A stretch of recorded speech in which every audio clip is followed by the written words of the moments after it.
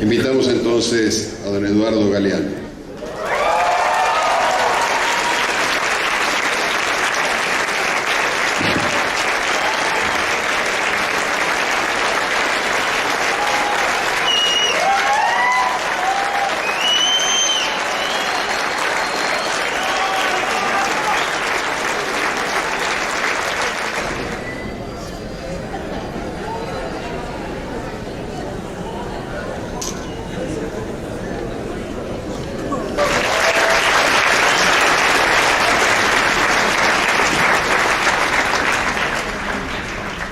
Bueno, no se asusten, porque empezaré diciendo seré breve, pero esta vez es verdad. Y es verdad porque yo estoy empeñado en una inútil campaña contra la inflación palabraria en América Latina, que yo creo que es más jodida, más peligrosa que la inflación monetaria, pero se cultiva con más frecuencia.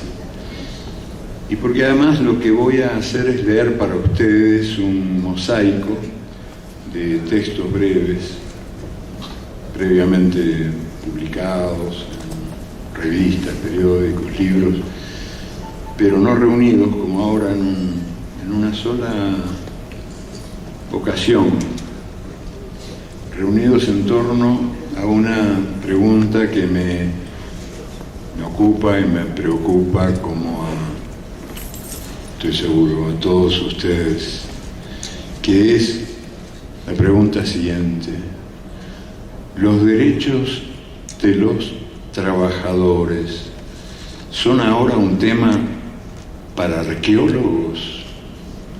¿Solo para arqueólogos? ¿Una memoria perdida de tiempos idos? Un mosaico es un mosaico armado con textos diversos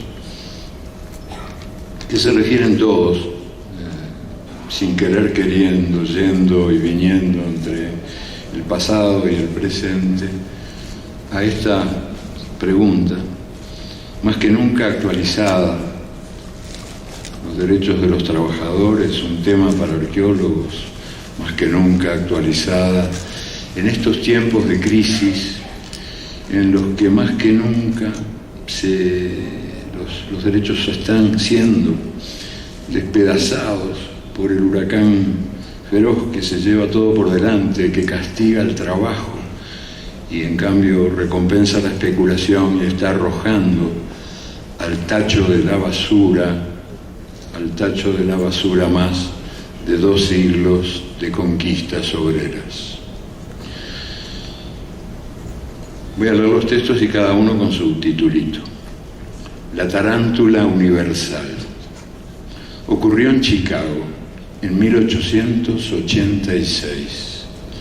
El 1 de mayo, cuando la huelga obrera paralizó Chicago y otras ciudades, el diario Philadelphia Tribune diagnosticó: el elemento laboral ha sido picado por una especie de tarántula universal y se ha vuelto loco de remate. Locos de remate estaban los obreros que luchaban por la jornada de trabajo de 8 horas y por el derecho a la organización sindical. Al año siguiente, muchos de ustedes lo saben, pero nunca está de más repetirlo, 4 dirigentes obreros acusados de asesinato fueron sentenciados sin pruebas en un juicio mamarracho. Se llamaban Georg Engel, Adolf Fischer, Albert Parsons y August Spies.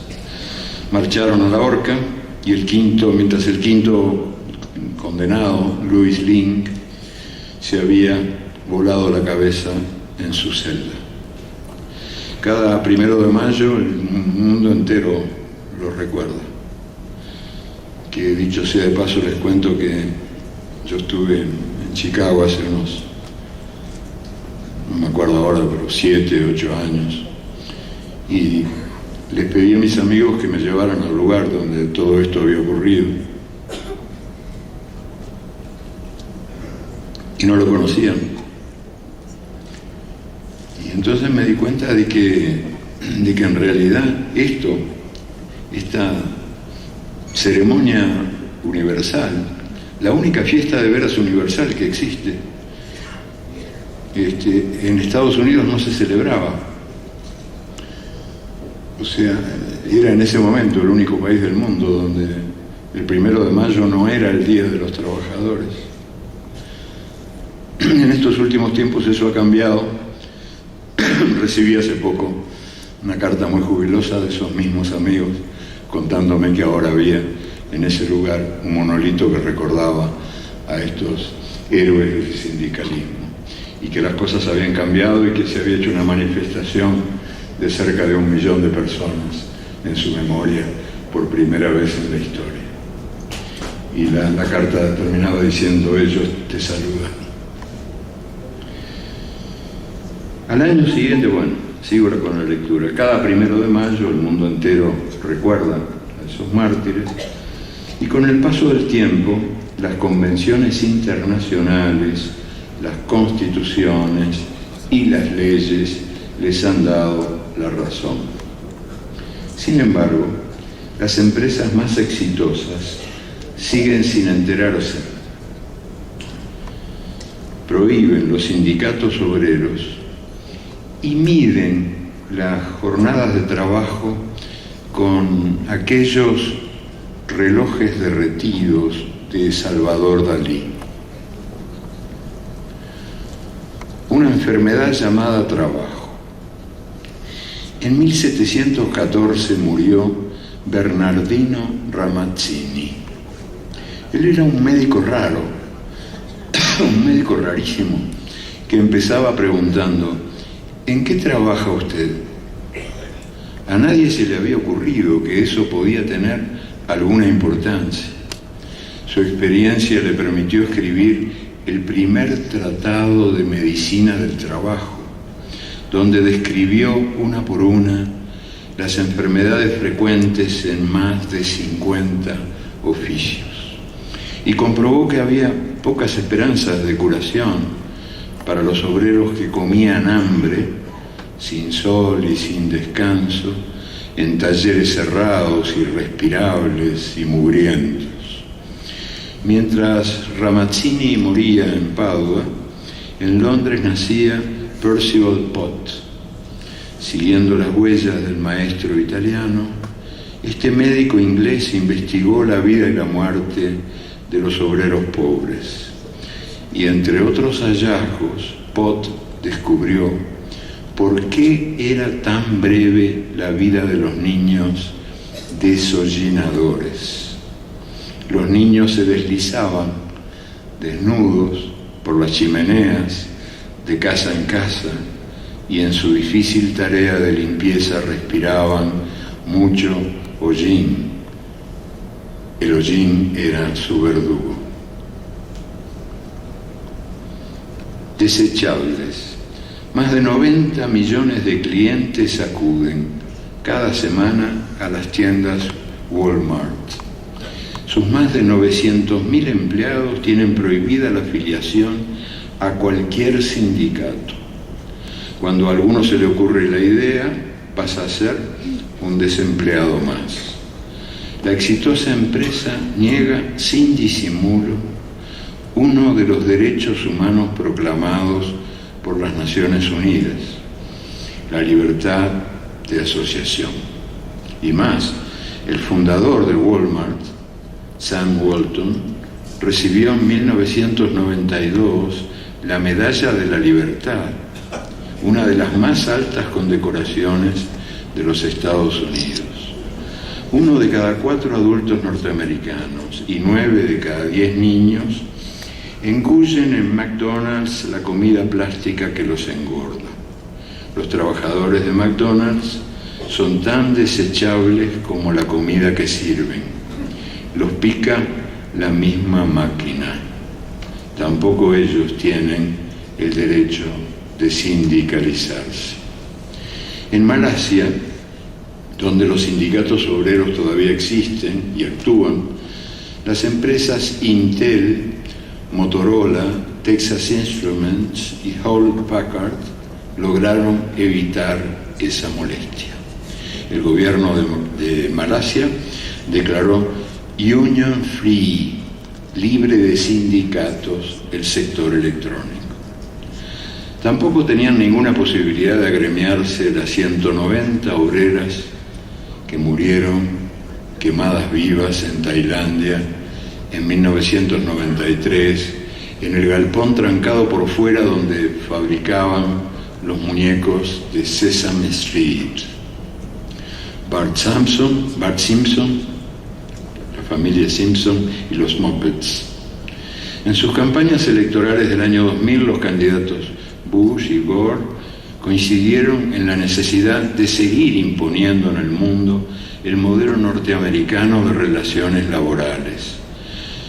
Nuestro estilo de trabajo, como ambos lo llamaron, es el que está marcando el paso de la globalización que avanza con botas de 7 leguas y entra hasta en los más remotos rincones del planeta.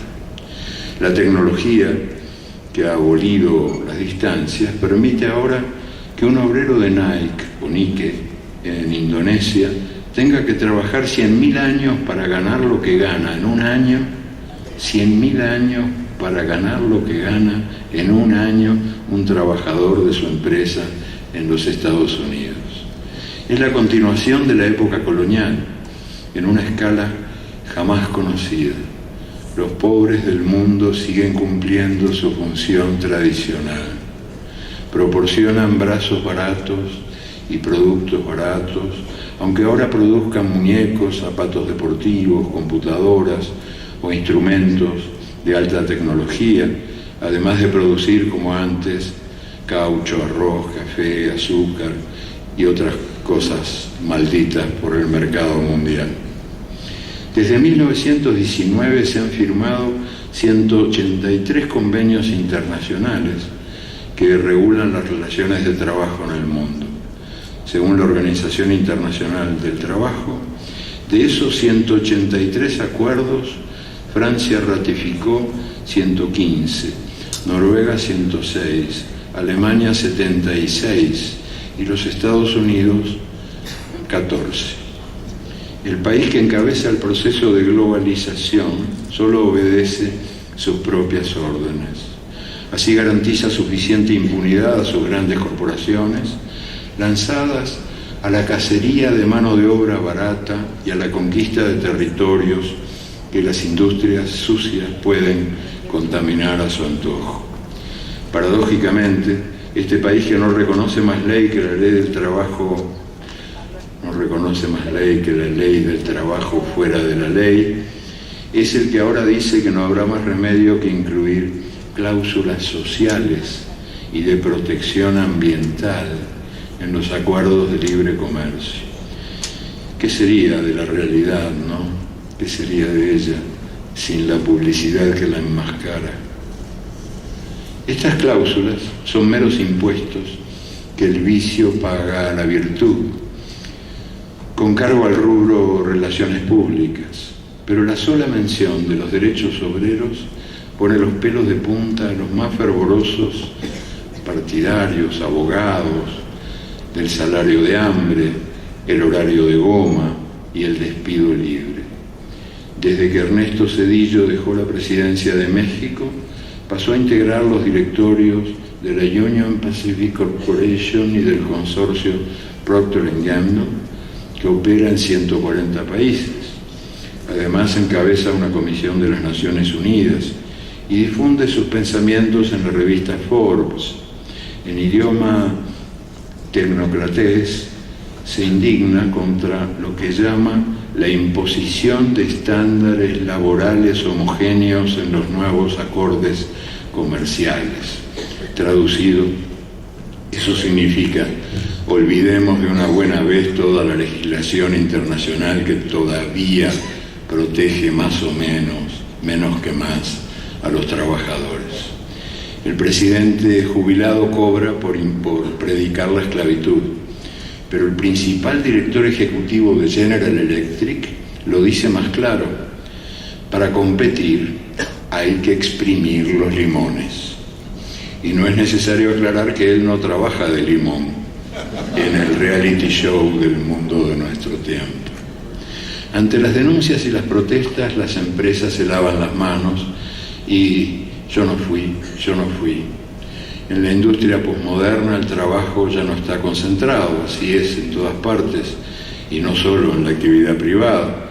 Los contratistas fabrican las 3/4 partes de los autos de Toyota. De cada 5 obreros de Volkswagen en Brasil, solo 1 es empleado de la empresa. De los 81 obreros de Petrobras muertos en accidentes de trabajo a fines del siglo XX, 66 estaban al servicio de contratistas que no cumplen las normas de seguridad. A través de 300 empresas contratistas, China produce la mitad de todas las muñecas Barbie para las niñas del mundo. En China sí hay sindicatos, pero obedecen a un Estado que en nombre del socialismo se ocupa de la disciplina de la mano de obra. Nosotros combatimos la agitación obrera y la inestabilidad social para asegurar un clima favorable a los inversores, explicó Bo Xilai, alto dirigente del Partido Comunista Chino. El poder económico está más monopolizado que nunca, pero los países y las personas compiten en lo que pueden. A ver quién ofrece más a cambio de menos, a ver quién trabaja el doble a cambio de la mitad. A la vera del camino están quedando los restos de las conquistas arrancadas por tantos años de dolor y de lucha. Las plantas maquiladoras de México, Centroamérica y el Caribe, que por algo se llaman sweatshops, talleres del sudor, crecen a un ritmo mucho más acelerado que la industria en su conjunto. 8 de cada 10 nuevos empleos en la Argentina están en negro, sin ninguna protección legal. 9 de cada 10 nuevos empleos en toda América Latina corresponden al llamado sector informal, un eufemismo para decir que los trabajadores están librados a la buena de Dios. La estabilidad laboral y los demás derechos de los trabajadores serán de aquí a poco un tema para arqueólogos, no más que recuerdos de una especie extinguida. En el mundo al revés, la libertad oprime. La libertad del dinero exige trabajadores presos de la cárcel del miedo, que es la más cárcel de todas las cárceles. El Dios del mercado amenaza y castiga, y bien lo sabe cualquier trabajador en cualquier lugar. El miedo al desempleo, que sirve a los empleadores para reducir sus costos de mano de obra y multiplicar la productividad, es hoy por hoy la fuente de angustia más universal de todas las angustias. ¿Quién está a salvo? ¿Quién está a salvo del pánico de ser arrojado a las largas colas de los que buscan trabajo? ¿Quién no teme convertirse en un obstáculo interno, para decirlo con las palabras del presidente de la Coca-Cola, que explicó el despido de miles de trabajadores diciendo que hemos eliminado los obstáculos internos? Y en tren de preguntas la última: ante la globalización del dinero que divide el mundo en domadores y domados, ¿se podrá internacionalizar la lucha por la dignidad del trabajo? Menudo desafío. Un raro acto de cordura. En 1998 Francia dictó la ley que redujo a 35 horas semanales el horario de trabajo. Trabajar menos, vivir más. Tomás Moro lo había soñado en su utopía, pero hubo que esperar 5 siglos para que por fin una nación se atreviera a cometer semejante acto de sentido común. Al fin y al cabo, ¿para qué sirven las máquinas si no es para reducir el tiempo de trabajo y ampliar nuestros espacios de libertad? ¿Por qué el progreso tecnológico tiene que regalarnos desempleo y angustia. Por una vez al menos hubo un país que se atrevió a desafiar tanta sinrazón. Pero, poco duró la cordura. La ley de las 35 horas murió a los 10 años. Este inseguro mundo, algo sobre la inseguridad. Hoy, digamos que hoy, está escrito el abril 28, el 28 de abril, Día de la Seguridad en el Trabajo. Día de la Seguridad en el Trabajo. Vale la pena advertir que no hay en el mundo nada más inseguro que el trabajo. Cada vez son más y más los trabajadores que despiertan cada día preguntando: ¿cuánto sobraremos? ¿Quién me comprará? Muchos pierden el trabajo y muchos pierden, trabajando, también la vida. Cada 15 segundos muere un obrero asesinado por eso que llaman accidentes de trabajo. La inseguridad pública es el tema preferido de los políticos que desatan la histeria colectiva en cada elección. Peligro, peligro, proclaman. En cada esquina acecha un ladrón, un violador, un asesino. Pero esos políticos jamás denuncian que trabajar es peligroso. Y es peligroso cruzar la calle, porque cada 25 segundos muere un peatón, asesinado por eso que llaman accidentes de tránsito. Y es peligroso comer, porque quien está a salvo del hambre puede sucumbir envenenado por la comida química. Y es peligroso respirar, porque en las ciudades, en las grandes ciudades, el aire puro es, como el silencio, un artículo de lujo. Y también es peligroso nacer, porque cada 3 segundos muere un niño que no ha llegado vivo a los 5 años de edad. Una historia real, para acabar, que se me fue la mano con las teorías, un par de cosas así que tengan más que ver con la realidad de carne y hueso, como la historia de Maruja. El 30 de marzo, Día del Servicio Doméstico, no viene mal contar la breve historia de una trabajadora de uno de los oficios más ninguneados del mundo. Maruja no tenía edad. De sus años de antes nada decía. De sus años de después nada esperaba. No era linda, ni fea, ni más o menos. Caminaba arrastrando los pies, empuñando el plumero, o la escoba, o el cucharón. Despierta, hundía la cabeza entre los hombros. Dormida, hundía la cabeza entre las rodillas. Cuando le hablaban, miraba el suelo, como quien cuenta hormigas. Había trabajado en casas ajenas desde que tenía memoria. Nunca había salido de la ciudad de Lima, nunca. Mucho trajinó, de casa en casa, y en ninguna se hallaba. Por fin encontró un lugar donde fue tratada como si fuera persona. A los pocos días se fue, se estaba encariñando. Desaparecidos. Agosto 30, Día de los Desaparecidos.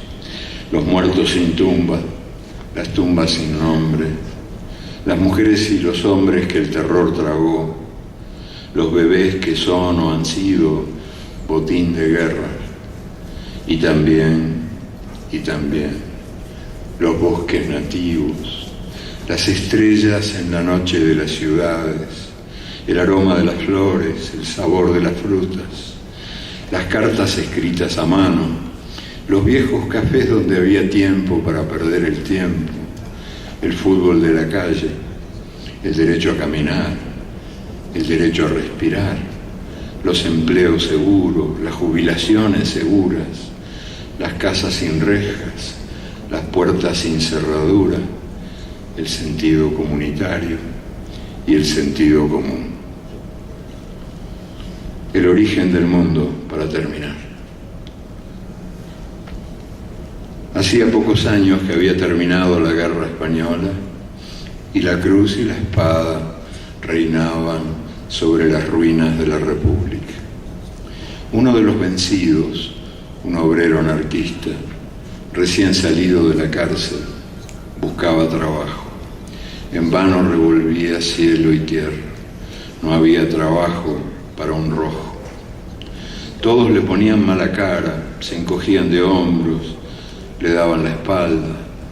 Con nadie se entendía, nadie lo escuchaba. El vino era el único amigo que le quedaba. Por las noches, ante los platos vacíos, soportaba sin decir nada los reproches de su esposa beata, mujer de misa diaria, mientras el hijo, un niño pequeño, le recitaba el catecismo. Mucho tiempo después, Josep Verdura, el hijo de aquel obrero maldito, me contó esta historia. Me lo contó en Barcelona, cuando yo llegué al exilio, me lo contó. Él era un niño desesperado que quería salvar a su padre de la condenación eterna, pero el muy ateo, el muy tosudo, no entendía razones. Pero papá, le preguntó Josep, llorando, pero papá, si Dios no existe, ¿quién hizo el mundo? Y el obrero, cabizbajo, casi en secreto, dijo, tonto, al mundo lo hicimos nosotros, los albañiles.